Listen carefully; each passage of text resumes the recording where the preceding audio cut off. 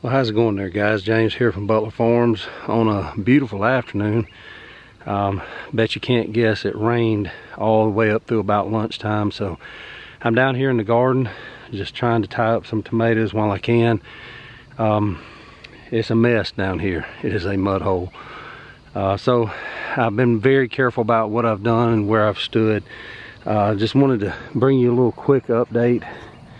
You can see what the garden's starting to look like. Yes, I know there's a ton of grass in here, but the good thing about it is we're supposed to get some more rain overnight. It's going to quit about lunchtime tomorrow, and then the weekend is going to be dry. So I'm hoping by about midday on Saturday I can get my tiller back down in here and can hit this one more time. It's getting harder and harder to do. You can see my squash plants are starting to run. But you can also see the amount of grass that has come through here and the amount of water that's come through here. You can see this is in a little indention where it's trying to wash out. Man, it's been something else. But you can see the squash plants are trying to run.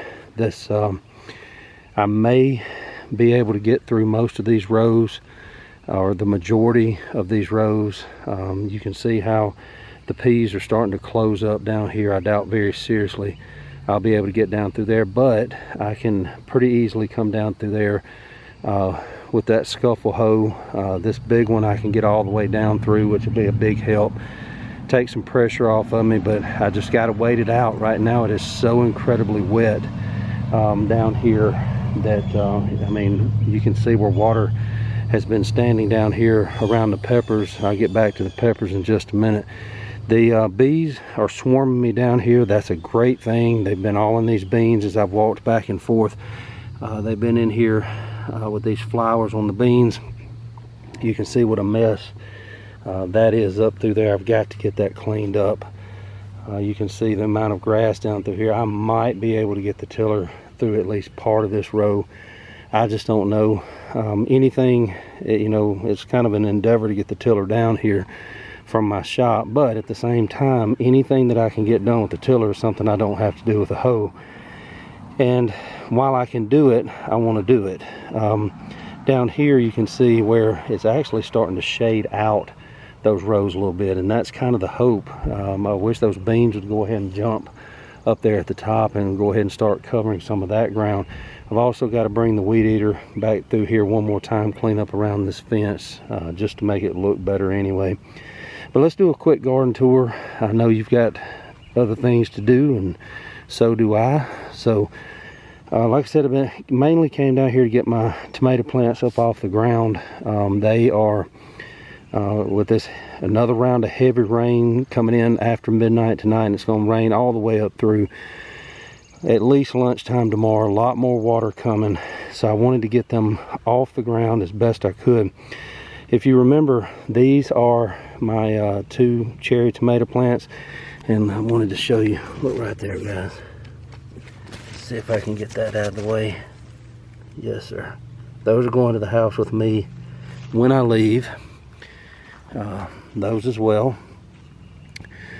Boss lady and I will snack on those here in a little while. Then we get down here to the Roma tomatoes, guys. You can just see them hanging in there everywhere.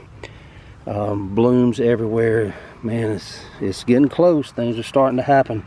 You can see the size that some of those are getting down in there, and just blooms. One thing that I've been surprised about, these Roma tomatoes and then the Atkinsons up here on the top, I can be pretty rough with them, tying them up, and they don't break or anything like that. These guys down here, these cherry tomatoes, man, they are the sissies of the tomato world, I guess. I mean, I barely touch them and snap off a branch. I admit I probably was a little bit rough. More Romas. You can just see them hanging in there everywhere. And then we get to the Atkinsons, starting to get some tomatoes on here. These down here toward this end aren't doing as well. I think this holds water more. Need some. They've had plenty of water for a while. And all starting Saturday and then all of next week we're supposed to be dry, back up into the mid 80s. So I expect them to really start jumping then. I mean, still they're putting on blooms and they're putting on tomatoes, but not as well as down there. Same thing with these these peppers down through here, these California Wonders down here on the bottom, not doing much, but of course they've been standing in water because it's not, these aren't just regular rain showers we're having. I mean, it is hard rain and it's setting in, and you know, you can only do what you can do, but you can see there's some baby ones in there. They're coming. Just got to be patient. Now the jalapenos are really jumping. You can see little peppers hanging in there. There was a bunch of little peppers hanging in there. Coming on down. There's one right there that I'm going to take with me on the way. Look at the size of that one. So it's starting. Getting ready to pick up speed in a hurry. Let's get over here real quick. This is the okra plants. They finally started jumping a little bit, so I expect them, as it warms up and dries out a little bit, for them to really jump up. Now down through here, this is where I put that sweet meat pumpkin. Nothing yet. Didn't expect it to really be much of anything yet, but they'll come. I don't know if all of them will come up, but they'll come. These are my zucchini down here. Yes, the hills look horrible. That's another thing I got to clean up on Saturday. This little stuff right here is just so easy to pull up. I mean, especially with it, the ground being wet. There is a trade-off though. You don't want to disrupt those roots too bad, but they are easy to pull up. They're easy to pull up even when it's dry, so I'll be able to get down here this weekend and clean those up. Now, this is one of the Baker Creek crookneck squashes, and you can see that I think I put 3 seeds in this hill. There's one there, and there's one right there. So 2 out of 3 ain't bad. And of course, this may be, no, that's a piece of grass, but the other one may pop up before it's over with. This is that Dixie hybrid. Again, the hill looks horrible, simply because it's been so wet I hadn't been able to get down here, but they're coming. Already got a few little blooms up there at the top. This is another one of the yellow crookneck that I put out. I don't think that's one, but that is definitely one right there. So we may get some yellow squash out of this before it's over with. Then we get down here to the Seminole pumpkins. Man, they're jamming. They are taking off everywhere. They are vining and moving and shaking. All these are Seminole pumpkins. Now, one thing that I have been doing down here is I have been flipping these leaves over and trying to find squash bugs. I did find a squash bug on here, and she had already laid eggs. She's not with us anymore. I took care of her. But guys, it's real easy to get those eggs off if you come down here every day. See if those, no, it's just dirt. You can see where I kind of got a little rough with that one. That's where some of the eggs were, and you just simply take your fingers and roll them off of there. Let's see. Yep, that's them right there. You can see right there. So I need to clean that up a little bit more. Just gonna break those off and kind of smash them as you roll them off there. Don't want any of those jokers hatching out here, but like I said, I took care of Mama, and so she won't be a problem anymore. Anyway, these are the Gerundales that I've told you about before. You can see all the blooms on them. So if I can keep those stupid squash bugs at bay, we may actually get some winter squash. But we got more blooms. This is another Gerundale down here, and a little one down here. It may end up getting shaded out before it's over with. Then we get to the Waltham butternut down here, and all 3 of those are jamming. Look at this guy over here. This one over here, maybe not so much, but I think it's going to get enough light that it will kick in and go. Look right there. Little baby butternut squash. So maybe, just maybe, this will be my year to get some winter squash. These are also butternuts down here. And got some little blooms in there, right there. They're coming. I just need some sunshine, guys. I need some warm temperatures. These are summer crops. I mean, winter, I know they call them winter squash, but that's simply because you put them up for the winter and they last a long time and you eat them in the winter. But little blooms in there. So it's coming along. One last thing up here, the cucumbers are really starting to go. They're not as puny as they were. They were looking pretty bad.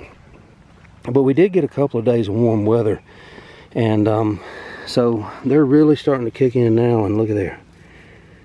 Again, I don't know what in the world we're going to do with, if all these start producing and they make it. I have no idea what I'm going to do with all these cucumbers. But I know mate pickles, and we're going to try it. We're going to give it a shot. It's been many years since we've tried it. Like I said, my wife and some of her family will eat them raw. I'm not a big fan of them raw, but it was just an experiment to see if I could do it. I wish I could get closer to this fence. Next year I may try to cut a little bit closer to this fence so that I have something for it to climb on, because you can see this little runner right here. Let me back up a little bit.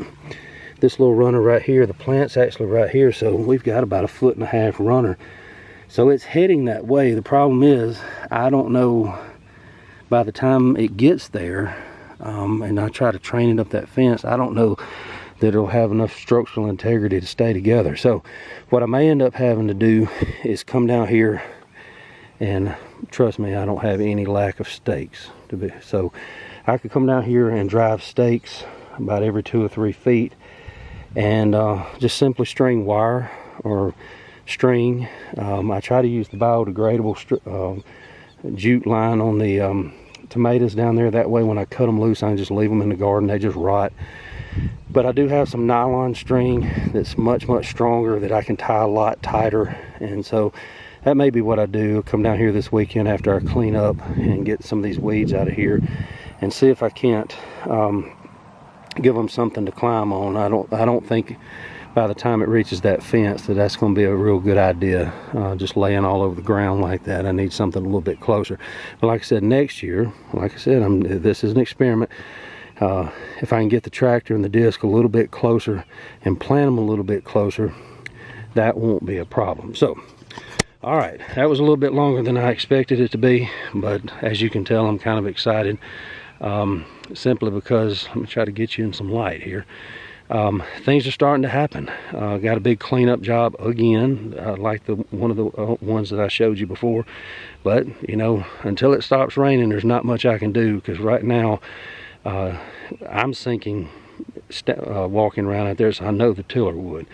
So this weekend I'll be able to get in there, especially if that rain gets out of here tomorrow. So we'll see. All right, guys, don't forget, I'm gonna leave it right there. Don't forget to like, subscribe, and share. I appreciate you joining me. I appreciate the thumbs up and the comments. I've been getting some comments here lately, and that's good. I appreciate those, and I enjoy those. And so I'll bring you an update soon. Hopefully this weekend after I get it cleaned up, we'll take another look at it and see what's going on. All right, guys, we'll see you next time. We love you. God bless you. This is James from Butler Farms, and we'll be seeing you.